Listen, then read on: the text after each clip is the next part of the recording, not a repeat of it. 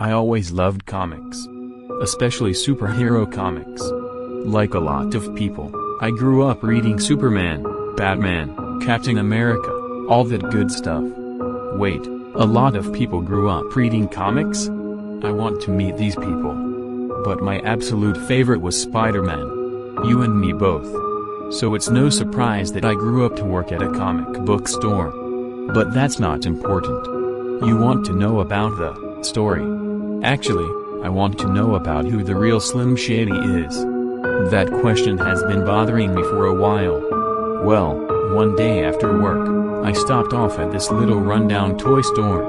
The guy that ran the place looked about nonchalantly, almost as if I wasn't there. I looked around. There were a few nice collectibles on the shelves. But what really caught my eye was a strange action figure, a Turboman action figure. Oh, crap, run away, Arnold Schwarzenegger's coming. It was a Spider-Man action figure, but unlike any I'd ever seen. For one thing, he was dressed as a stripper. It was all red, its webbing patterns were disorganized, the spider was crooked and looked like a real spider. Also, the lenses appeared to be broken. There were small painted in cracks in the mask lenses. That unnerved me a bit, but I still thought it was cool. It sounds cool. I'd like to see it. Hey, there's a picture of it in the pasta ! And I can't see a damn thing. I bought it for a mere 50 cents. And a comic book was given to me for free. That comic was Blood Death number 1.45423 comes with the figure, the store owner said, the only thing I ever heard him say while I was there. Whatever happened to this guy? Does he reappear later? Does he have a life outside of his shop? There's so much you could get from this guy. I bet there are hundreds of stories we could write based off of him. I left and brought it home to my apartment. I set the toy on a shelf with the rest of my personal collection. Yes, I'm a nerd.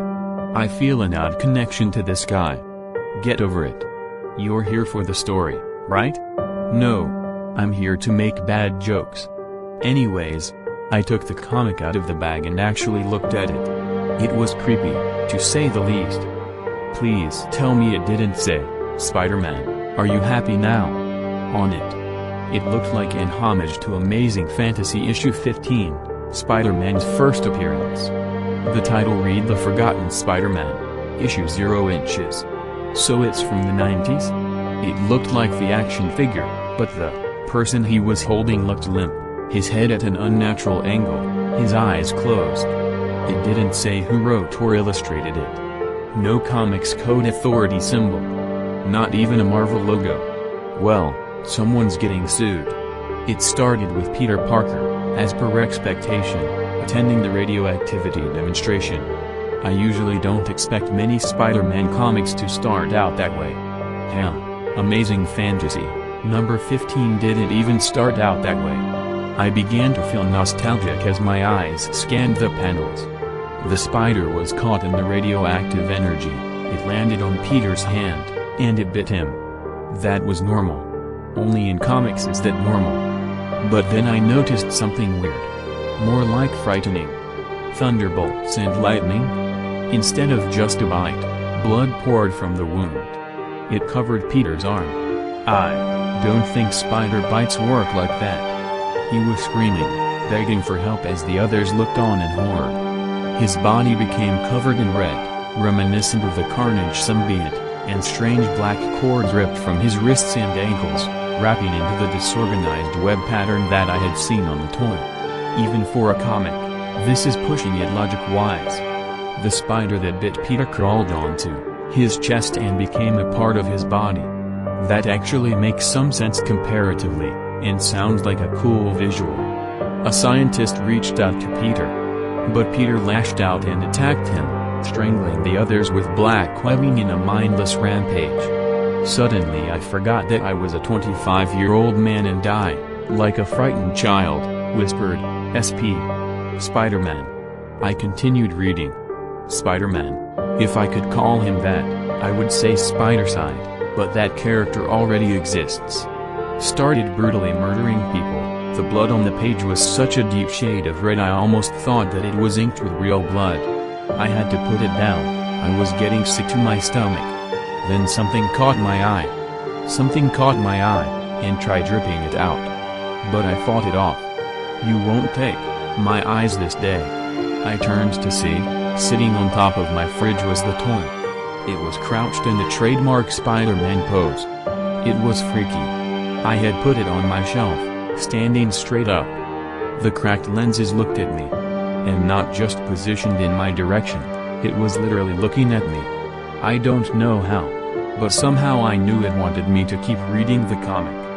Do as the action figure commands. The action figure is your god now. Kneel before the action figure. So, I picked it up and opened it again. Spider-Man was still killing. But what I saw only made it worse. He was making his way to his home, ripping off Mary Jane's head and beating people with her spine along the way. What kind of alternate universe is this? In the 616 continuity, normal Marvel timeline, Peter met Mary Jane in Amazing Spider-Man number 42. Now, some could say that technically, Mary Jane was at her aunt's house the day Peter went after his uncle's killer, but, according to Amazing Fantasy number 15, that was a few weeks later. Whatever. I need a life. I was getting horrified, and then, in a full splash panel, he had reached his house. He killed his Uncle Ben first, blind with rage, and then ripped his arm off, beating at me to death with it. This is for those wheat cakes. I hate wheat cakes. I was getting sick again. I could have sworn I heard laughing in the back of my mind. It was the end of the issue. I saw a preview for the next one, which showed Spider-Man holding what looked to be Otto Octavius by the throat. That's what you get for mind switching with me, you bastard. I was grateful that the issue was over, but mortified by its contents. I turned to look at the Spider-Man toy. It was gone. Then I felt the issue slip away. In a fraction of a second, the toy was gone, taking the comic with it. I sighed with relief, until a voice spoke in mind, in a cruel, mocking tone. Till next time, true believers. By God, Stan Lee can speak into our minds. Stan Lee is our God now. It's been a month since this happened. I had learned that an artist, who had attempted to submit his work, a full horror-themed Spider-Man comic book to Marvel Comics, had died of overexhaustion, never eating or drinking, only working till his body just gave out. That's what he gets for being a dumbass. I learned this after searching up the Forgotten Spider-Man on the internet, an article about the artist being the only thing I could find. There was an image of the artist's desk included in the article, showing an unfinished cover of the comic book I had read. I was still traumatized by the events of that day, but I couldn't help feeling bad for this artist, as all he wanted was someone to appreciate his work. So he worked himself to death to do that? You didn't have to do that, man. Now I suppose that I'm that person. Because I got this in my mail today, sent in an envelope with no return address. It was the Forgotten Spider-Man issue 1. Oh, first issue. Take good care of it, because those are going to be really valuable in a few years. This pasta is actually pretty good. And I'm not just saying that because it's about Spider-Man. That being said, the Spider-Man part is what makes it scary to me. It's the whole idea of the fourth wall not being a barrier between you and whatever fictional horror lies behind it. The reason this story did that for me was because of all the Spider-Man stuff I have. And even outside of that, this story isn't bad. It doesn't have terrible spelling and grammar, and despite some stupid ideas, really, a guy worked himself to death? Come on. As someone who draws and writes, I can tell you that when you draw, you want to take a break after a bit. Some might say that the Spider-Man figure coming to life is stupid, but I'd like to think that maybe it's haunted by the spirit of the writer, artist, which clears up the plot hole. Not quite sure where the Forgotten Spider-Man number 1 came from, but it works. It still manages to be pretty good. So, kudos. It's not very often that I get actual creepypastas that are creepy. Though this story does leave me with one question: is this Spider-Man killed by Morlun and his family during Spider-Verse? Anyway, What do you think? Was this pasta good? Bad? Do you wish I would be brutally murdered by a fictional character I'm a big fan of? Leave your thoughts in the comments below. And if you'll excuse me, I've got some Spider-Man